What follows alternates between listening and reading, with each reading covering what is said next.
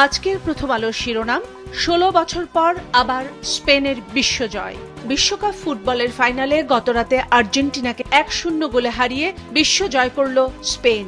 স্পেনকে বিশ্বকাপ জেতানো গোলটি করেন তেরেস।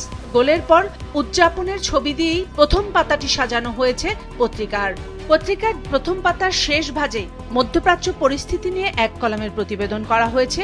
শিরোনাম, টানা 8 রাত ইরানে মার্কিন হামলা, পরমাণু কেন্দ্র আক্রান্ত, কেমন আছেন জুলাই যোদ্ধারা।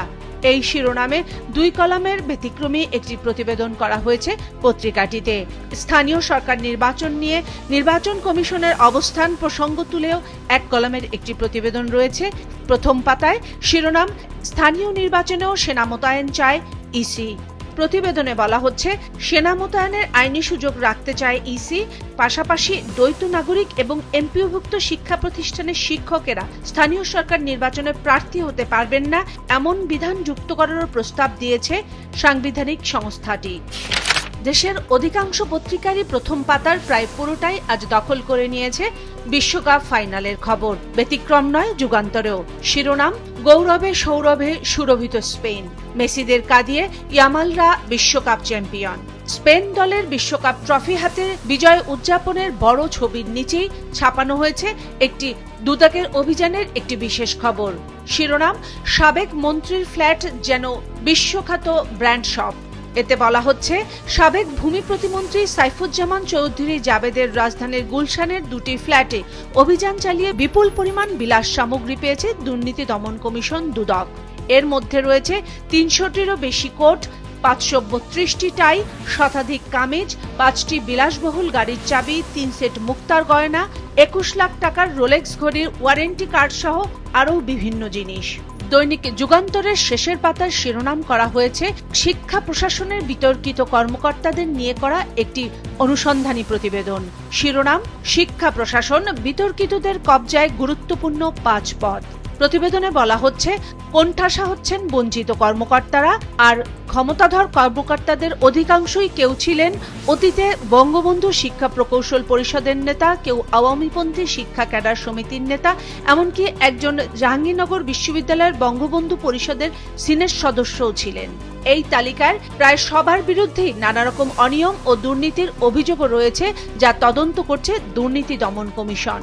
আজও পত্রিকার পাতার জায়গা করে নিয়েছে রাজধানীর মিরপুরের পল্লবী থানা প্রসঙ্গ। থানা থেকে পালিয়ে গেল সাজাপ্রাপ্ত আসামি। এই শিরোনামে 2 কলামের প্রতিবেদনে ছাপানো হয়েছে থানা থেকে বিশেষ কৌশলে আসামি পালিয়ে যাওয়া নিয়ে চাঞ্চল্যকর ঘটনার খবর।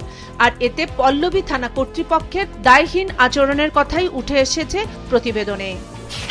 দৈনিক সমকালেরও প্রথম পাতার প্রায় পুরোটাই দখলে বিশ্বকাপ প্রসঙ্গ। সমকালের আজকের শিরোনাম, স্পেনের লাল ঝড়, সোনালী বিজয়। প্রধান প্রতিবেদনের মধ্যে উঠে এসেছে গোল্ডেন বল এবং বুটের খবরও। এবছর দ্বিতীয়বারের মতো গোল্ডেন বুট পেলেন এমবাপ্পে, আর গোল্ডেন বল স্পেনের অধিনায়ক রদ্রির। গোল্ডেন গ্লাভস পেলেন উনাই সিমন, সেরা তরুণ খেলোয়াড় পাউ কুবার্সি। পত্রিকার শেষের পাতায় বক্স আইটেম করা হয়েছে বিশ্বকাপে ফিফার আয় নিয়ে। শিরোনাম, বিশ্বকাপে ফিফার আয় $15 বিলিয়ন, যা বাংলাদেশি মুদ্রায় প্রায় 1,84,500 কোটি টাকা। 2013 সালের 5 মে রাজধানীর মতিঝিলের শাপলা চত্বরে হেফাজতে ইসলামের সমাবেশকে কেন্দ্র করে হত্যাকাণ্ডে হওয়া মামলার তদন্ত প্রতিবেদন জমা পড়েছে। এ নিয়ে এক কলামের প্রতিবেদন করা হয়েছে পত্রিকাটির শেষের পাতায়। শিরোনাম, খসড়া প্রতিবেদনে শেখ হাসিনা প্রধান আসামি। প্রতিবেদনে বলা হচ্ছে, শাপলা চত্বরে হেফাজতের সমাবেশকে কেন্দ্র করে সারা দেশে সেদিন 61 জন নিহত হয়েছিল। এর মধ্যে 58 জনের পরিচয় শনাক্ত করা হয়েছে। বালু উত্তোলনে বিএনপি কর্মীদের বাধা, নেতাকে পিটিয়ে হত্যা। এই শিরোনামে 2 কলামের একটি প্রতিবেদন ছাপা হয়েছে পত্রিকার শেষের পাতায়। এতে বলা হচ্ছে, কিশোরগঞ্জের নিকলিতে নদী থেকে অবৈধভাবে বালু উত্তোলনে বাধা দেওয়ায় এক ওয়ার্ড বিএনপি নেতাকে পিটিয়ে হত্যা করেছে দলটির আরেক পক্ষের কর্মীরা। ঘটনায় আহত হন আরও 2 জন। দৈনিক কালের কণ্ঠের বিশ্বকাপ নিয়ে করা বিশেষ ক্রয়পত্রের ভিতরেই রয়েছে আজকের প্রধান পত্রিকা। পত্রিকায় শিরোনাম করা হয়েছে জুলাই বিপ্লব প্রসঙ্গ নিয়ে। তার পাশেই এক কলামে প্রধানমন্ত্রীর উপজেলা স্বাস্থ্য কমপ্লেক্স নিয়ে বিশেষ ঘোষণার একটি প্রতিবেদন ছাপা হয়েছে। শিরোনাম, 101 শয্যায় উন্নীত হচ্ছে উপজেলার স্বাস্থ্য কমপ্লেক্সগুলো। মা বাবার দেখানো পথেই হাঁটছেন তারেক রহমান। এর ঠিক নিচেই স্বরাষ্ট্রমন্ত্রীর উদ্ধৃতি দিয়ে এক কলামের একটি প্রতিবেদন ছাপা হয়েছে। শিরোনাম, জুলাই চেতনা বিক্রি করে বেশি দিন রাজনীতি করা যাবে না, বলেছেন স্বরাষ্ট্রমন্ত্রী। গ্যাস সংকটে জ্বলছে না চুলা, সিএনজি স্টেশনে দীর্ঘ লাইন। দেশে আবারও জ্বালানি সংকট দেখা যাচ্ছে কিনা এমন সংশয় নিয়েই করা প্রতিবেদনটিতে বলা হচ্ছে, এলএনজি সরবরাহ সংকটে ধুঁকছে শিল্প, কমছে উৎপাদন, অর্ধেকে নেমেছে সিরামিক, ইস্পাত ও বস্ত্র খাতের উৎপাদন। সাভারে আঞ্চলিক অফিস ঘেরাও করে বিক্ষোভ। কালের কণ্ঠের শেষের পাতায় গুরুত্ব দিয়ে ছাপানো হয়েছে উত্তরের 5 জেলায় বন্যা সংখ্যা নিয়ে করা একটি 2 কলামের প্রতিবেদন। শিরোনাম, উত্তরের 5 জেলা সহ 8 জেলায় বন্যার সংখ্যা। এতে বলা হচ্ছে, উত্তর পূর্বাঞ্চলে সুরমা নদীর পানি বৃদ্ধি পেয়েছে, কুশিয়ারা নদীর পানি সমতলে স্থিতিশীল ছিল। আগামী 3 দিন এসব নদীর পানি আরও বাড়তে পারে। পাশাপাশি বাড়তে পারে উত্তরবঙ্গের তিস্তা, ধরলা ও দুধকুমার নদীর পানি। এতে কুড়িগ্রাম, নীলফামারী, রংপুর সহ ওই এলাকার নিম্নাঞ্চলে দেখা দিতে পারে স্বল্পস্থায়ী বন্যা। বরিশালে 7 খাল খনন না করেই 3,09,43,000 টাকা উত্তোলন করা হয়েছে। এ নিয়ে এক কলামের একটি প্রতিবেদন ছাপা হয়েছে পত্রিকাটির শেষ পাতার 2য় ভাজে। এতে বলা হচ্ছে, জুলাইয়ের শেষ দিকে ছাত্র জনতার আন্দোলন জোরদার হলে কাজ না করেই 3 কোটি টাকা 5 ঠিকাদারি প্রতিষ্ঠান তুলে নেয়। আর এ নিয়ে এখনো পর্যন্ত কোনো তদন্ত বা ব্যবস্থা নেয়নি স্থানীয় প্রশাসন। পাসপোর্টে ফিরল ইসরায়েল ব্যতীত জলছাপে আবু সাইদ, মুগ্ধ, ওয়াসিম। এই শিরোনামে 2 কলামের একটি প্রতিবেদন ছাপা হয়েছে শেষের পাতায়। এতে বলা হচ্ছে, পাসপোর্টের 30 ও 31 নম্বর পৃষ্ঠায় জুলাই গণঅভ্যুত্থান তুলে ধরা হবে। নতুন পাসপোর্টে আবু সাইদ, মুগ্ধ, ওয়াসিমের ছবিও জলছাপ থাকবে। আর আওয়ামী সরকার সময়ে পাসপোর্ট থেকে ইসরায়েল ব্যতীত শব্দটি বাদ দেওয়া হয়েছিল, যা নতুন করে আবার পুনর্বহাল করা হচ্ছে এই সরকার সময়ে। বিশ্বকাপ প্রপত্রের ভিতরেই দৈনিক দেশ রূপান্তরের মূল পত্রিকা, যার শিরোনাম, গণঅভ্যুত্থানের পর বিএনপির আয় বেড়েছে, জমেছে উদ্বৃত্ত। এতে বলা হচ্ছে, দলটির 2025 সালে আয় 22 কোটি, 24 সালে ছিল 16 কোটি, 23-এ আয় হয়েছিল 1 কোটি 11 লাখ টাকা।